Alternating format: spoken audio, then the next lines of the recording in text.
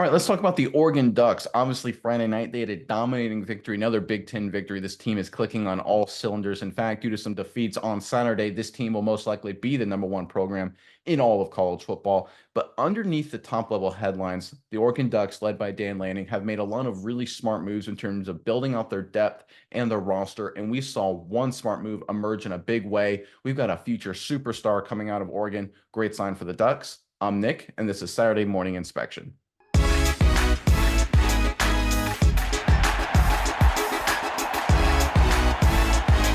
All right, so no one probably had a better weekend than the folks up in Eugene, obviously getting a dominating Big Ten victory, everything clicking on all cylinders, and then everything looking right for them in terms of vaulting to the number one spot in the country. We'll have to see how it all shakes out with what polls and things like that.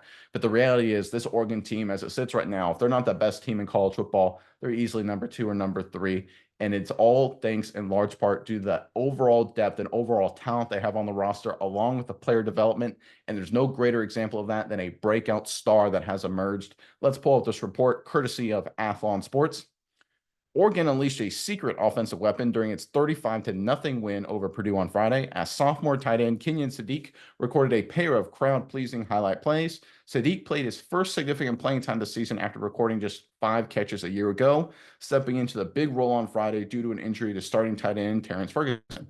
In the 35-0 win, Sadiq recorded 2 catches for 58 yards, showing off a big play ability that's been advertised within the Oregon program for some time now.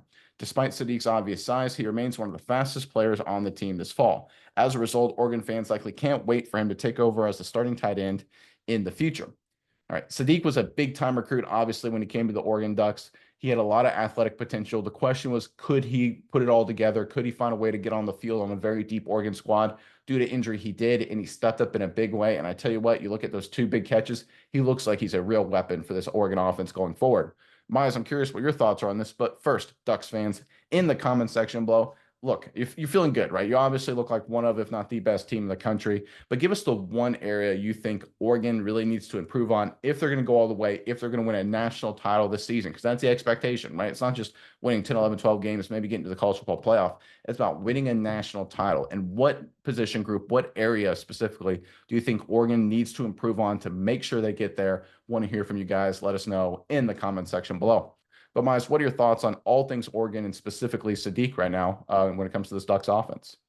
Yeah, Nick, I think this is really future news. This is a kind of feel good feeling for the Ducks going forward because it looks like, by all accounts, yeah, Young is going to be, or Terrence Ferguson, excuse me, is going to be coming back relatively soon back into the fold. But he's been a vital part of this offense.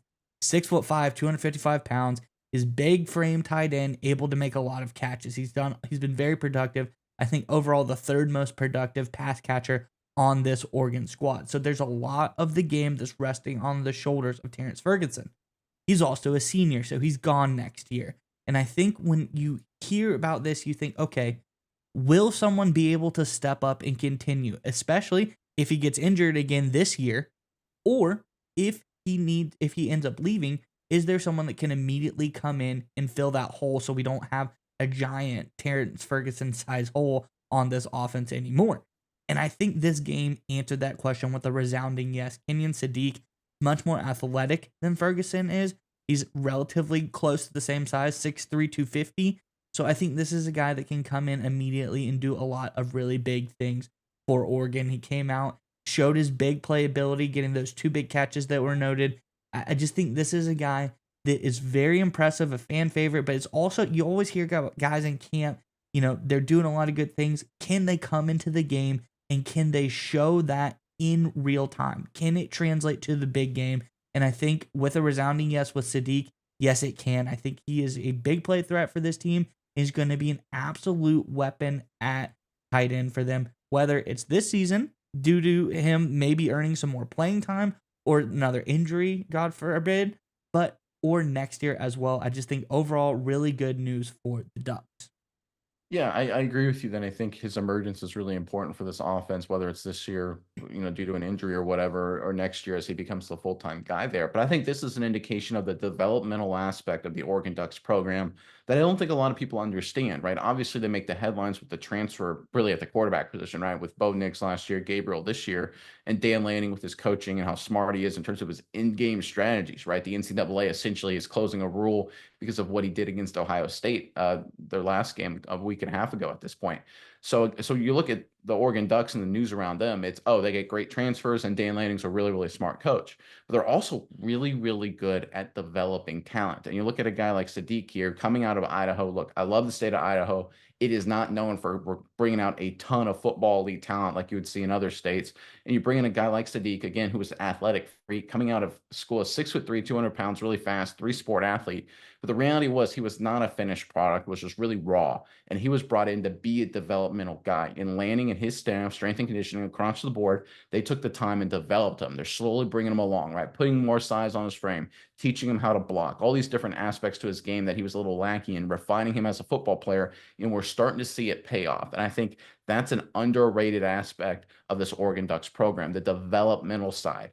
Obviously, you need to bring in good transfers. You need to be great in game, but you also have to develop. You have to develop guys. This isn't professional football. As close as college is becoming to the pros, the reality is you're still taking in 18-year-old kids. That's 80% of your roster, right? Is through the recruiting game. So you bring in these 18-year-old kids. You got to develop them, and I think they've done a great job with Sadiq. And I think we'll continue to see good results from him and other players as well. The Oregon Ducks, folks, they're not just Dylan Gabriel. They're not just Dan Lanning using a lot of great in-game strategies and things like that. They're a very sound old school developmental program as well. I don't think people recognize it as much as they should, but I think that's the primary reason why they're the best team in college football right now and why they will continue to be a threat, not just this season, but in the future as well.